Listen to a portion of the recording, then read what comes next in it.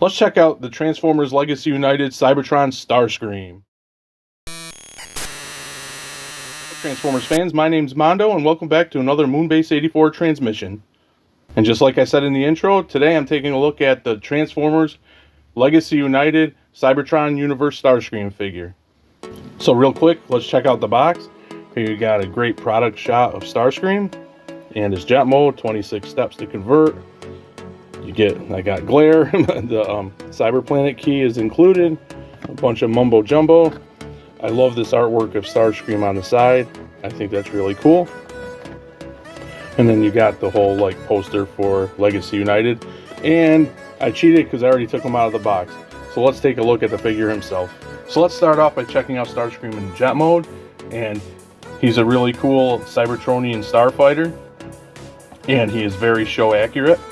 And he has a lot of nice details going on. The one thing I would say is that I think the cockpit window is a little too small in a lot of ways. I mean, I'm not basing that off of, I'm saying it's different than the show, just for the shape and everything of the vehicle. I think it's a tad too small, but still really cool looking starfighter mode. I could see this like fighting X-Wings in Star Wars, just like in the show. And it has a lot of nice details, and of course the colors are pretty much accurate to the show and everything. I like how they have the hints of yellow that makes, like, I don't know, his vent pieces in robot mode. And of course you got his reds, the dark grays, this like grayish blue everywhere. And I love how the wing, or tail fins I should say, come together here. Just a really cool starfighter. Even if it wasn't a Transformer, I would love to play with this. Of course, we're looking the back where you have the cyber planet key. I'll go over that more in accessories, but it does plug in there and it does remove. Oops, hitting the camera. And here's his undercarriage. Now I have his blaster stored underneath here, and I think it's really cool. It pegs in and then this piece kind of covers it. And I think that looks awesome. You can also slide it through this hole here, but I just like the look of it down here better. And I'll just quickly give you a nice close-up look at it so you can check out all the details of the jet mode.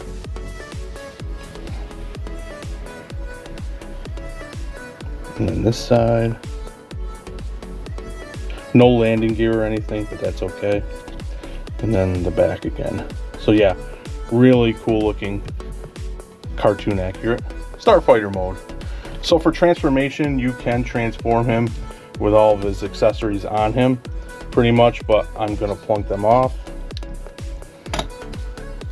like so. If I can get it off, the cyber planet key, and then I'll get him all transformed up and we'll take a look at robot mode. And here's Cybertron Starscream in his robot mode. And just like the jet mode, I think he looks great. Very show accurate. I'm loving, once again, the colors, same colors as the jet obviously, but how it translates to the robot form.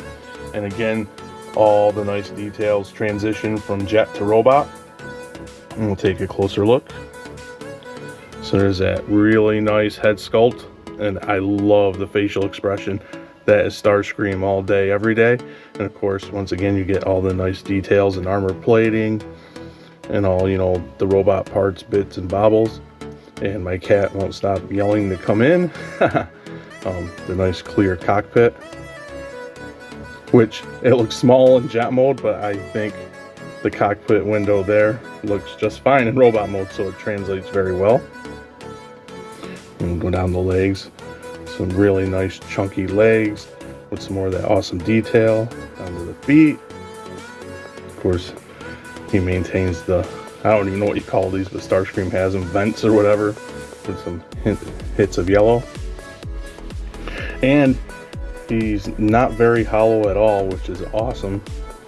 And you can tell in the back. Now, he doesn't really have a backpack per se, except for the tail fins do jaw out, but if you didn't like that, they are removable. But not really hollow at all, maybe right here behind the knee, but that is about it. So really fantastic job with this figure in both modes. Articulation, he articulates nicely. Cat stop, his head wiggles, mine's a little tight. He looks up only a tad, down like that much.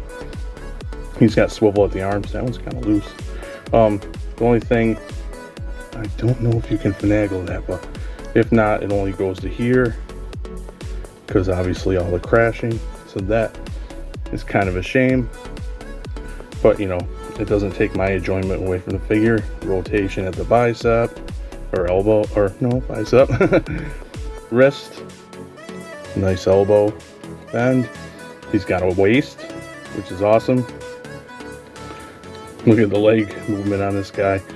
Does the splits all the way, kicks forward, kicks way back, got the thigh swivel, nice knees, and then of course you have a forward ankle, a little more so than you think because of transformation. Back ankle, you just got to put it into place.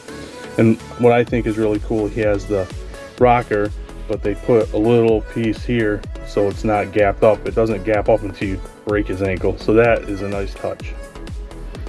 Now if you think he's lacking something, that's because we need to gear him up with his accessories, starting off with that Cyber Planet key, which is here. In robot mode, it goes right back into the spot it was in jet mode, right in the back here, so that plugs in.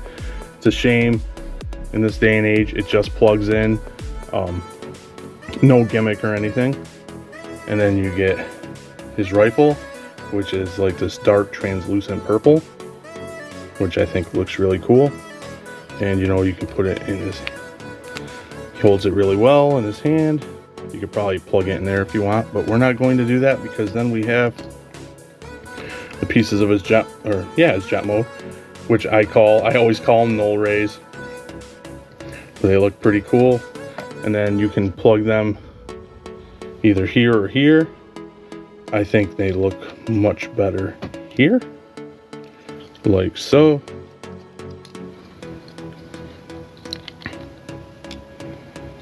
If I can get in, everything's in. So oh, look at that, I didn't even realize. I forgot he had like a butterfly joint too, so even more awesome articulation. And then you might have noticed that when I put these on, he has the swing out blades made of that same translucent purple plastic. So there he is, all geared up, looking awesome. So here's the Legacy United Cybertron Starscream next to the equally great Reactivate Starscream. Let me know which one you think is better in the comments below. And I'm just happy that we seem to be getting spoiled with some fantastic Starscreams lately, much like we have been over the past few years with some great Optimus Primes. And just for fun, here he is next to what I believe is a Transformers Authentic Starscream.